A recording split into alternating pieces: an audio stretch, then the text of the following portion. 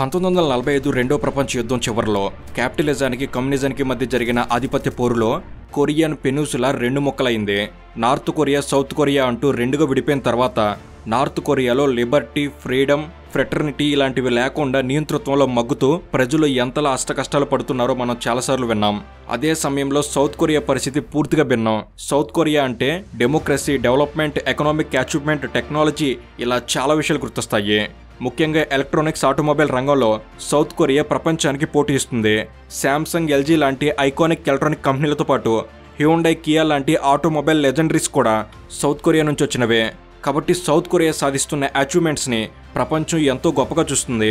$1.67 trillion జీడిపితో ప్రస్తుతం ప్రపంచంలోనే 11వ అతిపెద్ద ఆర్థిక వ్యవస్థగా ఉన్న సౌత్ కొరియా త్వరలో వన్ ఆఫ్ ది టాప్ 10 ఎకనామీస్గా మారబోతుంది. అయితే ఇవన్నీ ప్రపంచానికి తెలిసిన నిజాలే, కానీ ప్రపంచం పట్టించుకొని అనేక వాస్తవాలు కూడా సౌత్ కొరియాలో జరుగుతున్నాయి. ప్రతి అచీవ్మెంట్ వెనుక, ప్రతి డెవలప్మెంట్ వెనుక చాలా డార్క్ సీక్రెట్స్ దాగుంటాయి.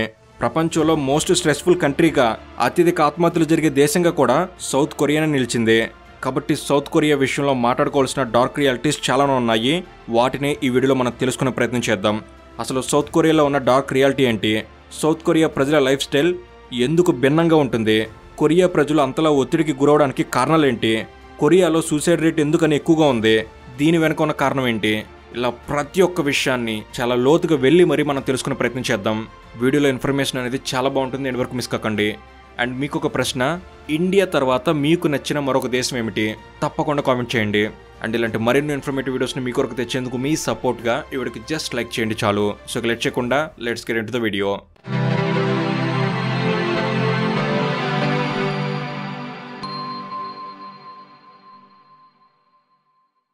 ఈ వీడియో అంతా కూడా సౌత్ కొరియా గురించే కాబట్టి ప్రతిసారి సౌత్ కొరియా అని కాకుండా కొరియా అని మాత్రమే మాట్లాడుకుందాం. ఎందుకంటే నార్త్ కొరియన్ రియాలిటీ గురించి ప్రత్యేకంగా ప్రస్తావించాల్సిన అవసరం లేదు.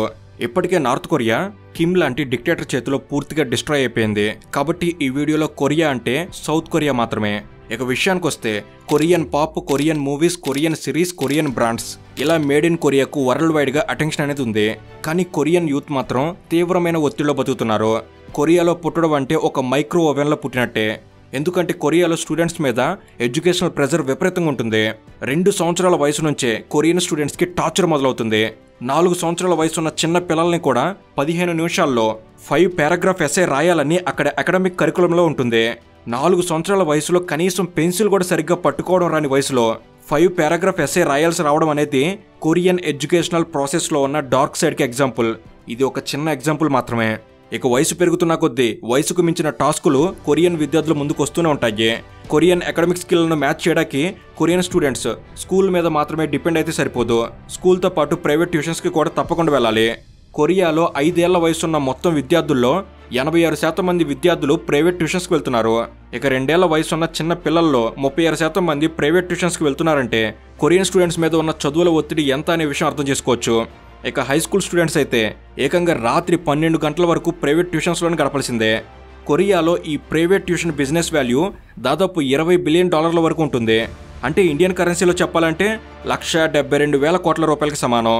కొరియాలో ప్రతి సంవత్సరం నేషనల్ ఎంట్రన్స్ టెస్ట్ CSAT ఎగ్జామ్ని కండక్ట్ చేస్తారు. ఈ ఎగ్జామ్ టైంలో మొత్తం దేశమంతా స్తంభించిపోతుంది. విమానాలను ఆపేస్తారు, బ్యాంకులకు, ఆఫీసులకు సెలవులు ప్రకటిస్తారు. ఈ ఎగ్జామ్ రాసేందుకు వెళ్తున్న స్టూడెంట్స్కి అసౌకర్యం లేకుండా ఉండేందుకు దేశవ్యాప్తంగా రోడ్ల మీదకు వాహనాలు రాకుండా ఆపేస్తారు. పోలీసులు ఎక్కడెక్కడ ఎస్కాట్ చేస్తూ స్టూడెంట్స్ని ఎగ్జామ్ సెంటర్ వరకు వెళ్లేలా అన్ని ఏర్పాట్లు చేస్తారు. ఈ ఒక్క ఎగ్జామ్కి కొరియాలో ఇచ్చే వాల్యూని బట్టి స్టూడెంట్స్ని ఆ ఎగ్జామ్ కోసం ఎంతలా ప్రిపేర్ చేస్తారో మీరే అర్థం చేసుకోండి. అలాగే ఎడ్యుకేషన్ విషయంలో కొరియా ఇస్తున్న ఇంపార్టెన్స్ని కూడా అర్థం చేసుకోవచ్చు. ఇక్కడ ఇంపార్టెన్స్ ఇవ్వడం వరకు ఓకే, కానీ కొరియాలో ఎడ్యుకేషనల్ ఇంపార్టెన్స్ అనేది పూర్తిగా హద్దులు దాటి స్టూడెంట్స్ మీద విపరీతమైన ఒత్తిడికి కారణంగా మారిపోయింది. ఎడ్యుకేషన్కి కొరియాలో ఉన్న ప్రాధాన్యత కారణంగా సరిగ్గా చదువురాని విద్యార్థుల్ని దారుణంగా ట్రీట్ చేస్తారు. అడుగడుగున అవమానాలు, చదువు రాకపోతే ఎందుకు పనికిరాని వారు అన్నట్టుగా అక్కడ వారిని కొరియన్ సొసైటీ చూస్తుంది. కొరియాలో చదువుకున్న ప్రాధాన్యత వల్ల ఎడ్యుకేషనల్ ఇన్స్టిట్యూట్లో ఫీజులు కూడా భారీగానే ఉంటాయి. మిడిల్ క్లాస్ కుటుంబం కూడా వారి సంపాదనలో 40% వరకు పిల్లల చదువు మీద ఖర్చు చేయాల్సి వస్తుంది. సింగిల్ చైల్డ్ ఉంటేనే 40% అవుతుంది. ఇక 2 పిల్లలు ఉంటే ఆ ఖర్చు డబుల్ అవుతుంది. తల్లిదండ్రులు తమ పిల్లల మీద ఈ స్థాయిలో ఖర్చు పెట్టిన తర్వాత పిల్లల మీద తల్లిదండ్రుల ఆశలు భారీగా లేకుండా ఎలా ఉంటాయి? ఇలా సమాజం, కుటుంబం, వ్యవస్థ ఇవన్నీ కొరియన్ స్టూడెంట్స్ని ప్రెజర్ సిచ్యువేషన్లో పడేస్తూ తీవ్రమైన మానసిక ఒత్తిడికి గురిచేస్తూ ఉంటాయి. అందుకే కొరియా ప్రపంచంలోనే అత్యధిక ఆత్మహత్యలు జరిగే దేశంగా నిలిచింది. కొరియాలో జరుగుతున్న ఆత్మహత్యల్లో ఎక్కువ శాతం కాలేజ్ స్టూడెంట్స్, యువత మాత్రమే ఉండటం మరింత బాధాకరం. ఇక కొరియాలో ఉన్న మరో సమస్య అందం. అందానికి కొరియన్ సొసైటీ విపరీతమైన ఇంపార్టెన్స్ ఇస్తుంది. కొరియాలో ప్రతి ముగ్గురులో ఒకరు తప్పకుండా ప్లాస్టిక్ సర్జరీ చేయించుకుంటారు. మన దేశంలో ఫెయిర్ స్కిన్ మీద ఎలాంటి మోజుంటుందో కొరియాలో డబుల్ ఐలైనర్, జా షేపింగ్, నోస్ రీషేపింగ్ ఇలా వివిధ రకాలుగా తమ ముఖానికి అదనపు హంగులు అద్దుకోవడం కొరియన్స్కి విపరీతమైన ఇష్టం. అందుకే కొరియా రాజధాని సియోల్ని ప్లాస్టిక్ సర్జరీ క్యాపిటల్ అని కూడా అంటారు. కాస్మెటిక్ క్లినిక్స్, బ్యూటీ ప్రొడక్ట్స్కి సంబంధించిన బిల్ బోర్డులు కొరియాలో విపరీతం కనిపిస్తాయి. కొరియన్ టాప్ సెలబ్రిటీల్లో చాలామంది ఈ కాస్మెటిక్ క్లినిక్స్ నడిపిస్తున్నారు. అలాగే బ్యూటీ ప్రొడక్ట్స్కి సంబంధించిన వ్యాపారాలు ఇన్వెస్ట్ చేస్తారు. వీరంతా ఓపెన్గా ప్లాస్టిక్ సర్జరీలను ఎంకరేజ్ చేస్తారు. ప్లాస్టిక్ సర్జరీ చేయించుకోవడం అనేది తప్పు కాదు. ప్లాస్టిక్ సర్జరీ అనేది ఒక సెల్ఫ్ కేర్ అనే భావన కొరియాలో ఉంటుంది. ఇక కొరియాలో ఉద్యోగాల్లో కూడా అందంగా ఉండే వారికి ప్రిఫరెన్స్ ఇస్తారు. ఒక అందమైన ముఖం మాత్రమే మంచి ఉద్యోగాన్ని, మంచి పార్ట్నర్ని, రెస్పెక్ట్ని తీసుకొస్తుందని కొరియన్ల నమ్మకం. ఇలా చదువులకు సంబంధించిన ఒత్తిడితో కొరియన్ యూత్కి ఒకవైపు గుర్తింపు లేకుండా పోతే, మరోవైపు అందానికి సంబంధించిన అనవసర అపోహలతో కొరియన్ యూత్కి వ్యక్తిత్వం కూడా లేకుండా చేస్తున్నారు. హై స్కూల్ వరకు బాగా చదివారు, అందంగా కూడా ఉన్నారు, ఇక అంతా బాగున్నట్టే అనుకుంటే పొరపాటే. ఎందుకంటే కొరియాలో అసలైన జీవిత సమస్యలు ఎక్కడి నుంచో మొదలవుతాయి. కొరియన్ యూత్ అసలైన టాలెంట్ని చూపించాల్సింది స్కూల్ ఎడ్యుకేషన్లో కాదు, యూనివర్సిటీలో. మన దేశంలో ఐఐటి, ఎన్ఐటి, ఐఐఎం, ఎయిమ్స్ ఇలాంటి వాటికి ఎలా అయితే క్రేజ్ ఉంటుందో కొరియాలో కూడా 3 యూనివర్సిటీలకి విపరీతమైన క్రేజ్ ఉంటుంది. అవే Seoul national university, Korean university, Yonsei university. ఈ 3 యూనివర్సిటీలను కలిపి స్కై అని అంటారు. స్కైలో సీటు సంపాదించడం అనేది కొరియన్ యూత్కి ఉండే కామన్ డ్రీమ్. గ్రాడ్యుయేషన్ స్కైలో చేస్తేనే లైఫ్ ఉంటుంది అన్నట్టుగా కొరియన్స్ భావిస్తారు. దాంతో స్కైలో సీటు సంపాదించడం కోసం కొరియన్ స్టూడెంట్స్ అకాడమిక్స్తో ఒక భారీ యుద్ధమే చేయాల్సిన అనివార్య పరిస్థితి ఏర్పడింది. ఇక చదువు పూర్తయిన తర్వాత ఉద్యోగం చేయడం అనేది చాలా పెద్ద విషయం. మన దేశంలో గవర్నమెంట్ జాబ్ అంటే ఎంత క్రేజ్ ఉంటుందో కొరియాలో చెబోల్లో ఉద్యోగం అంటే అంతకన్నా ఎక్కువ క్రేజ్ ఉంటుంది. చెబోల్ అనేది కొరియాలోని family controlled business empire. Samsung, Hyundai, LG, SK ఇలాంటి టాప్ కంపెనీల్లో మాత్రమే అక్కడ వారు ఉద్యోగాలు చేయాలనుకుంటారు. ఈ ప్రెస్టీజియస్ కంపెనీస్ని కొరియాలో బిజినెస్ ఎంపైర్స్గా భావిస్తారు. చెబోల్ అనేది కొరియన్ జీడిపిలో 85% జీడిపిని కాంట్రిబ్యూట్ చేస్తుంది. చెబోల్లో జాబ్ రావడం అనేది lifetime security, high pay, social pride ఇలా చాలా విషయాల్లో అడ్వాంటేజ్ని ఇస్తుంది. అంతేకాదు కొరియాలో అమ్మాయిని పెళ్లి చేసుకోవాలి అనుకుంటే ముందుగా చెబోల్లో ఉద్యోగం చేసే వారికి ప్రయారిటీ ఉంటుంది. కాబట్టి చెబోల్లో ఉద్యోగం రాకపోతే ఎంత చదివినా, ఎంత అందంగా ఉన్నా అవన్నీ వృధానే అన్నట్టు కొరియన్ సొసైటీ అక్కడ వారిని ట్రీట్ చేస్తుంది. ఇక చెబోల్ కాకుండా చాలా ఇతర కంపెనీలు కూడా కొరియాలో ఉన్నాయి. ఉద్యోగం అనేది ఏదో ఒక కంపెనీలో వస్తుంది, కానీ కొరియన్ వర్క్ కల్చర్ చాలా దారుణంగా ఉంటుంది. కొరియన్ కంపెనీల్లో పనిచేసే ప్రతి జూనియర్ తన సీనియర్కి చాలా ఒబీడియంట్గా ఉండాలి. సీనియర్ ఏం చెప్పినా ఖచ్చితంగా చేయాలి.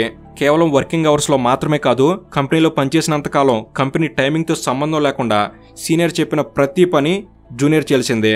ఈ జూనియర్ సీనియర్ రిలేషన్ వల్ల సీనియర్స్ తమ జూనియర్స్ మీద పెట్టే వర్క్ ప్రెజర్ అంత ఇంత కాదు. వర్కింగ్ అవర్స్ అయిపోయిన తర్వాత కూడా సీనియర్స్ జూనియర్స్తో పర్సనల్ వ్యవహారాలను చక్కబెట్టుకుంటారు. అంటే జూనియర్స్తో కలిసి ఆల్కహాల్ తీసుకోవడం, బలవంతంగా వారితో పర్సనల్ పనులు చేయించుకోవడం ఇలాంటి వ్యవహారాలు కొరియాలో చాలా సాధారణం. కెరీర్లో ఎదగాలి అనుకుంటే సీనియర్స్ చెప్పినట్టు వినాల్సిందే అనే భావన కొరియన్స్లో ఉండటం వల్ల కొరియన్ కంపెనీలో జరుగుతున్న హెరాస్మెంట్ అనేది వారికి హెరాస్మెంట్లా కనిపించదు. ఈ రకమైన వర్క్ కల్చర్ వల్ల కొరియన్ కంపెనీల్లో అమ్మాయిల మీద సెక్సువల్ హెరాస్మెంట్ విపరీతంగా పెరిగిపోయింది. వీటితో పాటు తొందరగా, వేగంగా మరియు ఎక్కువగా అంటే quick, fast and more work అనే ఫార్ములాను కొరియన్స్ ఫాలో అవుతారు. ఈ ఫార్ములా ప్రకారం ఒక వ్యక్తి తన పనిని వీలైనంత త్వరగా, వేగంగా, ఎక్కువగా చేయాలని చూస్తాడు. అలా చేస్తేనే లైఫ్లో గ్రోత్ ఉంటుంది అని కొరియన్స్ నమ్మకం. అందుకే కొరియన్స్ తమ పెయిడ్ లీవ్స్ కూడా పూర్తిగా ఉపయోగించుకోరు. యంగేజ్లో ఉన్నప్పుడు వెకేషన్కి వెళ్ళడం, పని పక్కన పెట్టి ఎంజాయ్ చేయడం అనేది కొరియన్ కల్చర్లో అదో పెద్ద పాపం. అలా చేస్తే వారు జీవితంలో వెనకబడ్డటని భావిస్తారు. మన దేశంలో ఇన్ఫోసిస్ కోఫౌండర్ నారాయణమూర్తి గారు వారానికి 70 గంటలు పనిచేయాలి అని అంటే ఆయన మీద చాలా విమర్శలు వచ్చాయి. కానీ కొరియాలో మాత్రం యావరేజ్ ఎంప్లాయ్ వారానికి 70 గంటలు పనిచేయడం అనేది సాధారణమైన విషయం. వర్క్ లైఫ్ బ్యాలెన్స్ అనేది కొరియాలో ఎక్కడ కనిపించదు. కేవలం వర్క్ బర్డెన్ మాత్రమే కనిపిస్తుంది. కానీ ఆ బర్డెన్ను ప్రశ్నించే సాహసం ఎవరూ చేయరు. ఇలా పుట్టినప్పటి నుంచి కొరియాలో ఎడ్యుకేషనల్ ప్రెజర్, సోషల్ ప్రెజర్, ఆ తర్వాత కార్పొరేట్ ప్రెజర్ ఇలా అడుగడుగున ఒత్తిడిని ఎదుర్కొంటూనే ఉండాలి.